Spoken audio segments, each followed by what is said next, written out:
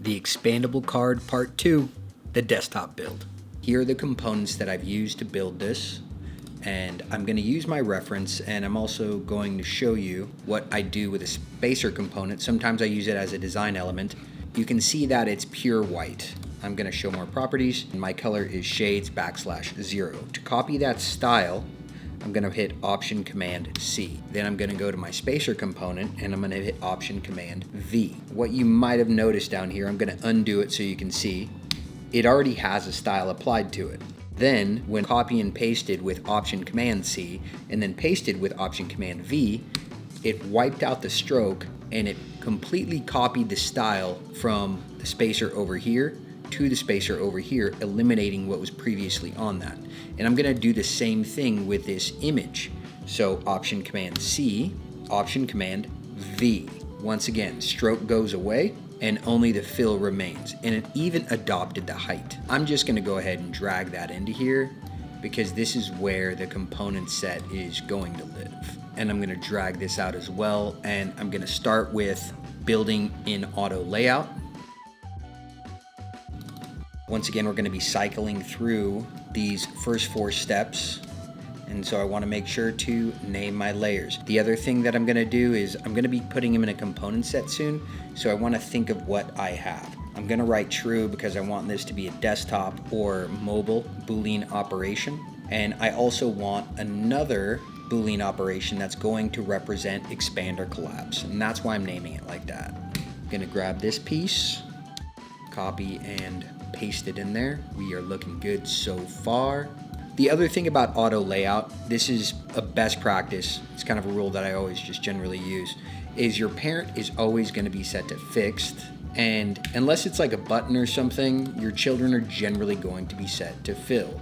Now I have an example of when you want to set it to hug in here, but I'll show you that a little bit later. And just for consistency's sake, I'm gonna keep the width what it is, and it should respond. Good, I'm doing everything right. Now I want to add this checkbox in here. So let's zoom into the checkbox. I'm gonna hit Shift 2, and that zooms me right in. So all I've done is created a frame with a stroke around it.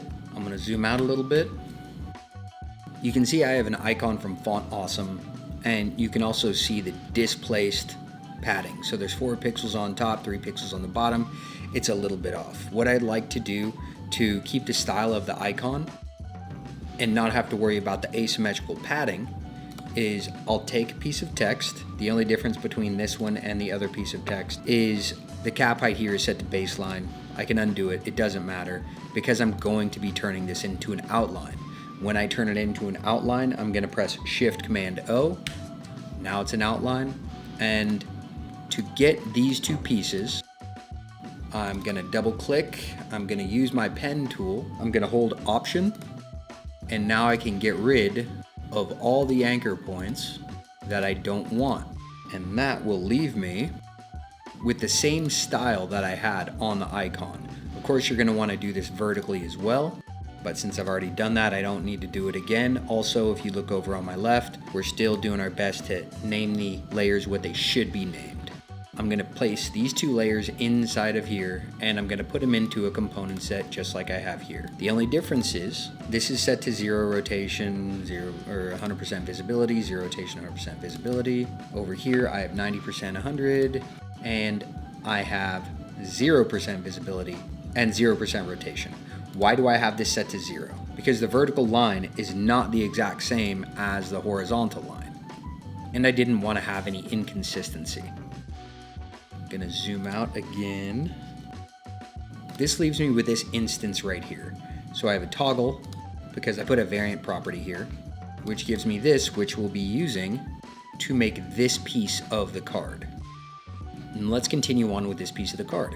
I know that I'll be using this, and as you can see, this right here is built just like a button would be. I'm gonna undo the checkbox just so you can see. It's set to fill. The parent is, well, the parent was set to fixed like I normally do, but now that it's a child, it's set to fill.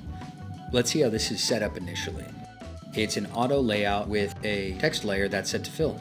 Let's drop in our expand and collapse button. That's looking good. What else do we need? We need a line right here. Luckily, I have a line component. Might want to check that's 500 neutral. So I want to change the white.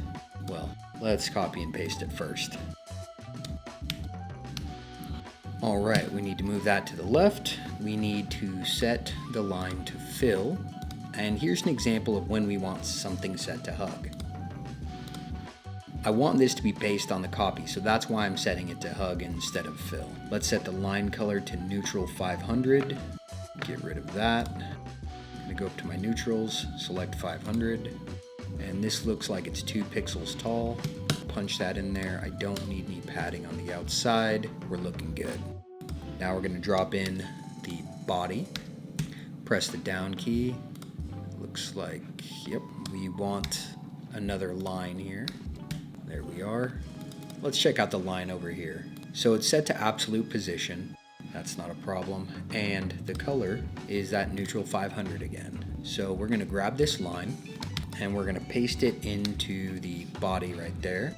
We're gonna set it to absolute position. Center it, pop it up to the top, left and right. Top is good. We do not need the background color, but we do need to change the color on the element to neutral 500. This looks like it's lined up and everything's looking good. Let's turn this into a component set. All this stuff is done. We do need to make a mobile version. So that's the end of this part, but stay tuned for more.